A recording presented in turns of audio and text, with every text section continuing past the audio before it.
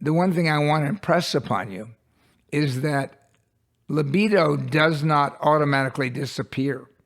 You can remain sexual right up until the very end.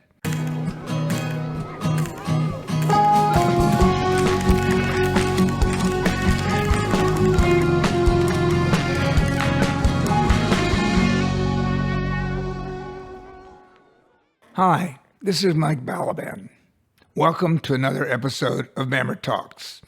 And as you can tell from the croak in my voice, I'm experiencing a case of laryngitis and hoarseness, and we'll see if this interview actually gets to its conclusion, and if I decide to use it, because I don't want to put you through a painful exercise in listening. Today's theme is going to be, and I use it, the dramatic titling, "The End of Sex?" ? And again, it's a bit dramatic because sex doesn't ever have to end, but it does for some people. My close friend at Passive Noir on Instagram asked me a month ago or so, do you think you've had all or most of the sex you're going to have in your life? Because you've been fairly quiet lately, activity-wise. And I answered, I certainly hope not. I don't mind the fact that the quantity of sex I'm having has been leveling off gradually and steadily over the last decade, because I have discovered during that time that I'm a demisexual and that I need to feel a chemical connection or emotional connection to my would-be partner, as well as finding them physically attractive, in order to really want to go ahead and have sex, and frankly, to assure that I'll get aroused. Because as we age, our bodies change, our erections diminish in frequency and intensity. Of course, there's Viagra and Cialis to help you with a chemical support. But if you're not feeling it, no pill is going to give you a hard-on. You've got to be excited by your partner. So he asked that question. I said, I hope that the quantity of sex I have remains reduced, but I hope that the quality of sex I have remains high. And that will only happen if and when I meet someone I care about. Now, I ended my last partnership at the beginning of COVID. I moved to California, where I spent the better part of 2 years being by myself, with the exception of a very close cadre of friends and family, because we were all in our separate pods. And that meant that the frequency of sex naturally diminished. There was no way to meet new partners, not unless you were a risk taker and were willing to risk getting COVID, and I wasn't. So at the end of that period, I'd kind of grown accustomed to going long periods without sex. So I haven't really picked up on the same frequency as I had before, also because I'm looking for a meaningful interaction with someone, and that's harder to find. But I don't mind going without it.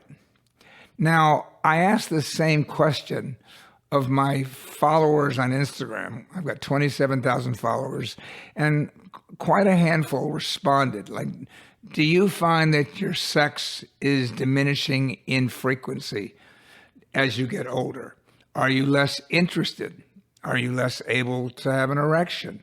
How do you manage that? What do you want out of sex as you enter your 60s and 70s? I got a surprisingly broad range of answers, from those who've stopped having sex entirely, in some cases by their own volition, in other cases because the opportunities aren't as available to them as they were before. Although I should also say that a number of them say, look, I'm not the best looking guy, and as I've gotten older, I'm less attractive to the average gay man as a potential partner than I was before, but I'm still appealing to an amazing array of good-looking, well-built younger men who like having sex with me. I was surprised to hear that from more than a couple guys.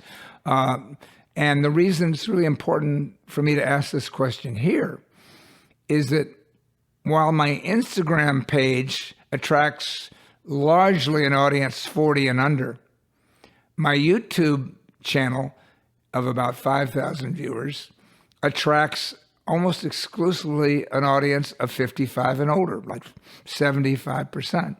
So I'm asking you, as a 55-year-old or older, how has your sex life changed? What do you expect of it? What do you want of it going forward? Are you more concerned about quality the way I am? Or are you afraid of losing it and want to keep it active no matter what? Everybody's entitled to approach it however we might. But the one thing I want to impress upon you is that libido does not automatically disappear. You can remain sexual right up until the very end. My podcast interviewee, Edward Field, who turned 100 last month, I interviewed him 5 years ago when he was 95, and he confided something to me privately that he was willing to announce in the middle of the interview. And that was that at 95, he was still masturbating every day or so to photos of his late partner of 58 years in his 20s in the nude. And so if Edward at 95 still had sexual drive and a libido that needed tending to, the same is true of all of us if we want. But many people, they lose interest in sex as they get older for whatever reason. Other things take its place. It becomes less driven by testosterone because our hormone levels go down. Many of us are involved in long-term relationships. And as relationships tend to go on, the sex between partners usually tends to diminish, certainly in terms of frequency and often in terms of intensity, because your partner has been with you for ages and you're very familiar with his body and vice versa. And so the excitement that comes from a brand new partner is no longer there. Now, maybe you can replace that with a real frisson of excitement because of the depth of feelings you have with your partner that you wouldn't have with somebody new.